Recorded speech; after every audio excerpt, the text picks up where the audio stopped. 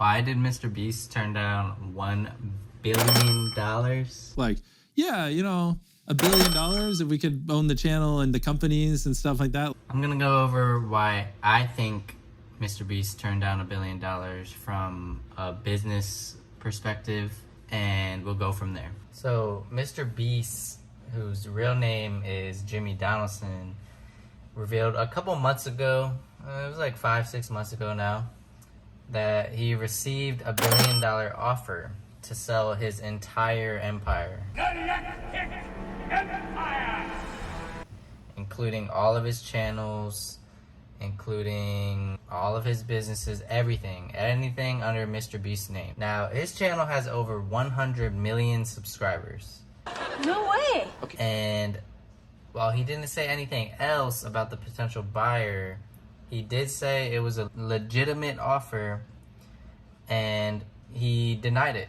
Deny! So Mr. Beast is one of the highest paid creators on the platform, and he also started side businesses including Mr. Beast Burger and Feastables chocolate bar. And prices aside, unlike Hershey's, these bars only have 4 to 5 ingredients and just genuinely taste good. Which is now sold pretty much everywhere you can go. Walmart, wherever you can go. Getting down to the nitty gritty, when a business offers a certain price to buy a business, there's multiple aspects that come into play. Now, there's different ways in calculating how much a business is worth, but a rough estimate could be determined by most businesses' stock price. For example, Tesla, obviously its stock is worth hundreds of dollars, and in total the stock price will equate the market value. So we see, yeah, Elon Musk, he's worth 100 billion. Elon Musk. Jeff Bezos worth 100 billion. But this is their net worth of their assets of the company, that if they were to go and sell the company, then they would receive that $100 billion. So to factor in the $1 billion offer Mr. Beast got, we have to go down the line to see how much is his business really worth.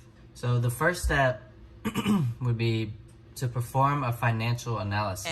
The financial analysis would include how much revenue he's bringing in, how many assets he owns, the income statements, debt statements, and cash flow. Each of these factors determines, okay, how much money is he bringing in every month, and how profitable is it?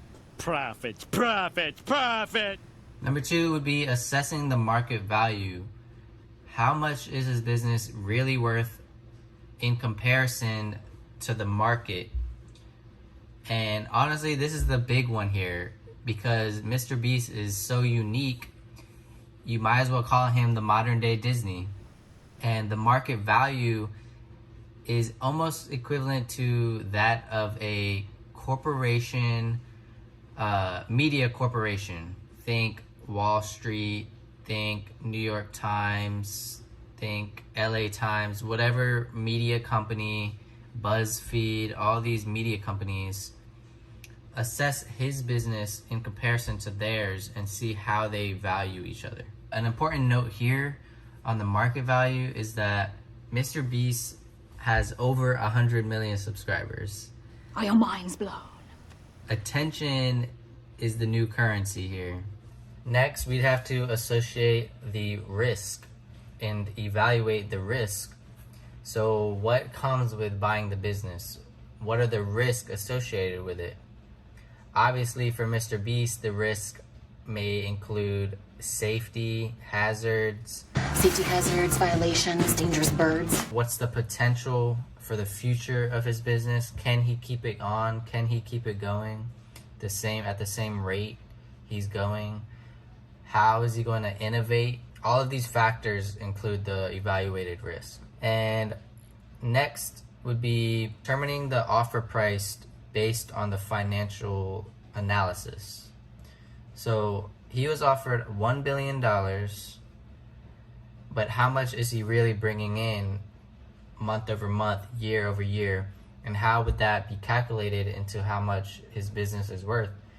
See, you can't really calculate it based off the stock market like normal businesses. You have to reverse engineer his business. How much each video is making, how many revenue streams are coming in, what is the potential for future revenue incomes and sponsor deals and sponsorship deals. All of these factors determine the financial analysis. So let's say MrBeast makes on average 12 to 24 mil a year. Then this is a very conservative estimate. He probably makes more, I don't know. So I finally came up with an easy calculation on how they probably determined how the business that offered him $1 billion, how they determined it. And easily put, I calculated according to the Super Bowl. So on average, the Super Bowl gets 100 million views, and the average cost for a 30-second ad is $5 million. Now, when I compared it to how much MrBeast's total amount of views are, is pretty accurate. So MrBeast's total average or total views on his channel is 24.8 billion views. That's a lot. Yeah, so 24.8 billion divided by 100 million views on average times 5 equals $1.24 billion, which is pretty accurate, but according to Mr. he probably wouldn't sell it for until around 10 to 20 billion. So say, what's the number that's going to take? It's going to sound dumb, but Yeah. like probably like 10 billion, 20 billion. At something least. like that. Which is probably the real value of his business. And you also have to think, if he sells his business, is he still going to be working in the business? Is he going to be completely off hands? Is he going to be the 51% owner and still has a say in what he wants to do and how he does things? Or is he going to be told what to do and what he can't do? And I'm like, oh, that sounds enticing, but I don't know if I want to work for my YouTube channel. is he just going to walk away clean and have to start something new? So all of these factors are what play in why MrBeast turned down that offer and why his business is probably worth more, considering all of his channels, all of his business, and the potential for how big he can get in the future. I see MrBeast as the modern day Disney, Walt Disney, and he's probably gonna be even bigger, who knows. But until next time, guys, don't forget to like, comment, subscribe, and hit that notification bell so you don't miss out on any other videos. Peace.